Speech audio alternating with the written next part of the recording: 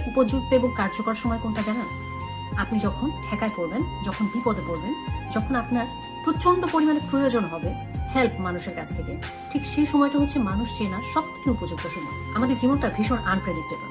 আজ যেমন আছি, কাল যে আমরা ঠিক এমন থাকতে পারবো এর কোনো নিশ্চয়তা নাই। এটার কনফার্মেশন কেউ দিতে পারে না যে আগামীকাল কেমন যাবে। কিন্তু আপনি মনে করছেন আজ আপনি সুস্থ আছেন, প্রচুর কাজ করতে পারছেন, আপনি 2-1 বেলা না খেয়ে থাকলে আপনার কোনো সমস্যা হচ্ছে না, আপনি এরকমই থাকবেন আজীবন। এটা চরম ভুল ধারণা।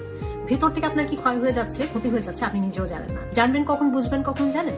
যখন আপনি ওই ঠেকায় পড়বেন, যখন আপনি অসুস্থ হবেন এবং আপনার শরীর সেই রিকভারির সুযোগ আপনাকে দেবে না, তখন আপনি বুঝতে পারবেন যে আসলে শারীরিকভাবে সুস্থ থাকাটা কত বড় একটা নিয়ামত।